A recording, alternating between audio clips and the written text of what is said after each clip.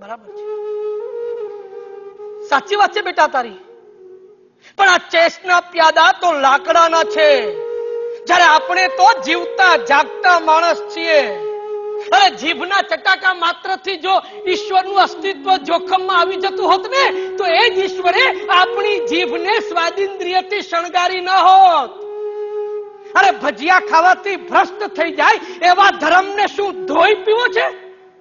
ભગવાન શ્રી કૃષ્ણએ ગીતાના 7મા અધ્યાયમાં કહ્યું છે કે અગ્નિમાં હું તેજ છું. હું કહું છું કે નવી આવૃત્તિમાં આવવું જોઈએ, માણસના પેટમાં હું ભડભડતી આગ છું. જઠરાગ્નિ ખાવું એ માણસની સર્વપ્રથમ જરૂરિયાત છે. અને શું નથી આપણી પાસે ખાવા માટે?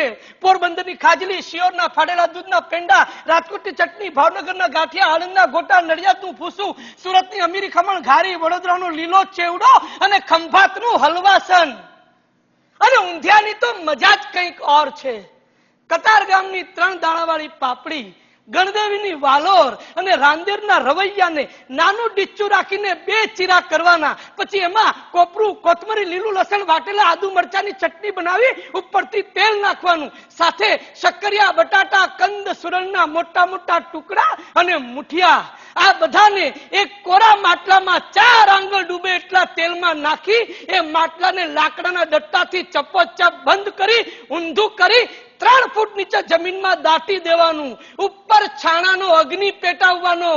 2 કલાકમાં ચટાકેદાર ઊંધિયું તૈયાર. અરે સહકુટુંબ મિત્ર મંડળી સહિત ખાવ ને તો જીવતે જીવત મોક્ષ છે. અને આ તો થઈ ખાવા પીવાની વાત.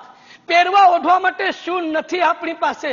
પાટણના પટોળા, બનારસી સેલા, કચ્છની બાંધણી, ગરવી ગુજરાતના ઘાઘરા ચોળી, આભલે મઢેલી ઓઢણી, ઢાકાનું મલમલ અને ઇંગ્લેન્ડની ગોરી મેમોના ગાઉન. અરે પેરિસની ફેશનની દુનિયામાં જો વિશ્વામિત્ર આમ લટાર મારવા નીકળે ને તો વગર મેનકા એનું તપોભંગ ન થાય ને તો હું મારા બાપનું નામ બદલી નાખું. ગુચ્ચીના શૂઝ, અરમાનીનો સૂટ, રોલેક્સની ઘડિયાળ અને ડી બિયર્સના હીરાથી મઢેલ ઘરેણા પહેરીને ઇટર્નિટીનું પરફ્યુમ છાંટીને તમે આમ નીકળો ને તો તમારી સામે કુબેર પણ ગરીબ લાગે. છોકરી, તે મનને મારવા માટે કરવા પડતા ઉપવાસોની ઉદાસી જોઈ છે, પણ મનગમતાને પામવા માટે જયા પાર્વતીના વ્રત કરતી કુમારિકાઓના ચહેરાની રોનક કોણ દેખાડશે તારા આંધળા આચાર્યને?